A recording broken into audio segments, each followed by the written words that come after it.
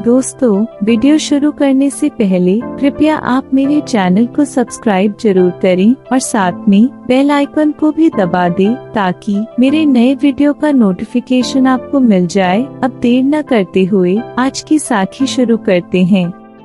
गुरु नानक साहिब जी ने सीलोन का दौरा किया, जहां उन्होंने राजा शिवनाथ के बगीचे में अपना आसन जमाया। उस समय यह बंजर था, लेकिन कहा जाता है कि गुरु के आगमन पर यह हरा भरा हो गया। माली ने राजा से अनुरोध किया कि वह जाकर उस फकीर से मिले जिसने मुरझाए बगीचे को फिर से हरा भरा कर दिया था। राजा शिवनाथ के राज्य में गुरु नानक साहिब जी आए थे। राजा नास्तिक थे। गुरु नानक जी उन स्थानों पर गए जहां सबसे बड़े पापी और दुष्ट लोग थे। शिवनाथ के मंत्रियों ने उन्हें चेतावनी दी कि जब तक वह शापित नहीं होना चाहते तब तक गुरु नानक जी से न मिलें। गुरु नानक साहिब जी से मिलने और उन्हें राज्य तक पहुंचने से रोकने के लिए 4 मंत्रियों को भेजा गया। उन्होंने हीरों से लदी चांदी की थाली गुरु जी के चरणों में अर्पित की। उन्होंने कहा, यह भेंट हमारे राजा का आपके प्रति सम्मान दर्शाती है। गुरु नानक जी ने कहा, उसे बताओ कि वह मात्र पैसों से मेरा सम्मान कैसे कर सकता है। मंत्रियों को वापस ले जाया गया। अन्य सभी संतों ने इस भेंट को स्वीकार कर लिया और राजा को अकेला छोड़ दिया। शिवनाथ को बताया गया कि यह कोई साधारण साधु नहीं है। गुरुजी ने मंत्रियों से कहा, शिवनाथ से कहो कि यदि वह भेंट चढ़ाना चाहता है तो उसे स्वयं आकर भेंट देनी होगी। शिवनाथ एक अहंकारी व्यक्ति था और यह नहीं जानता था कि गुरु नानक जी कितने महान थे। गुरु नानक जी ने सभी को वैसा ही देखा जैसे वे थे। राजा शिवनाथ अहंकारी था और सोचते था कि गुरु जी भी शायद अहंकारी हैं। इसके बाद उसने गुरुजी को लुभाने के लिए अपनी नाचने वाली वेश्याओं को भेजा, लेकिन वे असफल रहीं क्योंकि गुरुजी ने उन्हें बेटियों के रूप में संबोधित किया। मंत्री ने शिवनाथ से कहा।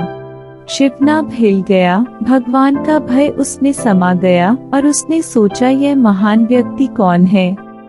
राजा ने गुरु नानक जी से उनकी पहचान पूछी। राजा ने आकर उनका नाम, जाति और यह पूछा कि क्या वह जोगी है। गुरु ने इस प्रकार उत्तर दिया, जो जोगी नाम के साथ जुड़ा है और पवित्र है, उसमें अशुद्धता का एक कण भी नहीं है। जो प्रियतम का नाम, जो सदैव सत्य है, अपने साथ रखता है, वह जन्म और मृत्यु से बच जाता है। राजा ने पूछा कि क्या वह ब्राह्मण है। गुरु ने उत्तर दिया, वह एक ब्राह्मण है जिसके पास अपने स्नान के लिए दिव्य ज्ञान है और उसकी पूजा के पत्तों के लिए भगवान की स्तुति है। तीनों लोकों में केवल एक ही नाम, एक ईश्वर, एक ही प्रकाश है। राजा ने पूछा कि क्या वह दुकानदार है। गुरु ने उत्तर दिया, अपने हृदय को तराजू बनाओ, अपनी जीभ को शहतीर बनाओ और अमूल्य नाम को तौलो। सबसे ऊपर एक ही दुकान, एक ही व्यापारी है, डीलर बहुत हैं। राजा ने फिर पूछा कि क्या वह हिंदू है या मुसलमान। गुरु ने अपना रहस्यमय उत्तर जारी रखा। सच्चे गुरु ने 2 तरीकों से समस्या का समाधान किया है। वही है जो एक ईश्वर पर ध्यान लगाता है और जिसका मन नहीं डगमगाता, वही इसे समझ सकता है। जो वचन पर स्थिर रहता है और दिन रात भजन करता है, उसका संदेश समाप्त हो गया। तब राजा ने पूछा कि क्या वह गोरखनाथ हैं? गुरु ने उसकी जिज्ञासा को सीधे संतुष्ट करने में कोई रुचि नहीं दिखाई। हमारे ऊपर आकाश है, गोरख आकाश के ऊपर है, उनका प्राप्य रूप वहाँ निवास करता है। गुरु की कृपा से चाहे मैं विदेश में रहूं या घर में, मेरे लिए इस समान है। नानक ऐसे ही एक लंगर हो गए हैं। जब गुरु की बात समाप्त हो गई तो राजा ने उन्हें अपने महल में जाकर अपनी रानी से मिलने के लिए आमंत्रित किया। उन्होंने उसे अपने सिद्धांतों को समझाने का अवसर दिया। सबसे पहले ईश्वर का भय माने बिना प्रेम प्रवेश नहीं कर सकता। प्रेम के बिना कोई वाहेगुरु की पूजा नहीं कर सकता। शिवनाभ के मन में ईश्वर का भय समा गया। उसने गुरुजी को प्रणाम किया, फिर दोनों हाथ जोड़कर विनती की। कुछ मांगने के लिए आपको विनम्र बनना होगा। गरीब निवास, हे गरीबों के रक्षक, मैं इस भूमि का राजा हूँ। दयालु बनो और मुझे कुछ सेवा या सेवा करने दो, लेकिन सेवा छोटी नहीं होनी चाहिए, यह एक राजा के लिए काफी बड़ी होनी चाहिए। बदले में मैं आपको क्या दे सकता हूँ? गुरुजी ने कहा, यह प्रेम का मार्ग है, इस मार्ग पर कोई और नहीं चल सकता। गुरु नानक जी ने कहा, यदि आप भेंट देना ही चाहते हैं तो अपना कुछ दान करें और कुछ ऐसा करें जो आपके अगले जीवन में आपकी मदद करेगा। शिवनाभ ने कहा, गुरुजी मैं आपको अपना राज्य दान कर दूंगा। गुरु नानक जी ने कहा, हे मूर्ख शिवनाभ, मैंने कहा था कि मुझे अपना कुछ दे दो। यह राज्य तुम्हारा नहीं है और यह अगली दुनिया में तुम्हारी मदद नहीं करेगा। तुम्हारे जब दादा मर गए तो इसे नहीं ले सकते थे, तुम्हारे पिता इसे ले सकते थे। नहीं, आप इसे ले सकते हैं क्योंकि यह आपका नहीं है। गुरुजी ने अपना मूल प्रश्न दोहराया और पूछा, हे शिवनाभ, अपना कुछ दान करो। राज्य तुम्हारा नहीं है। जो रानी तुम्हारे साथ शासन करती है वह तुम्हारी नहीं है। जो तुम्हारा है उसे दान करो। शिवनाभ ने कहा, गुरुजी मैं आपको अपना शरीर दान कर दूंगा। गुरु ने कहा, हे मूर्ख शिवनाभ, यह शरीर तेरा नहीं है। अब आपके पिता और दादा के शव कहाँ हैं? उन्हें इस दुनिया में छोड़ना पड़ा। शरीर उनका नहीं था और यह आपका भी नहीं था।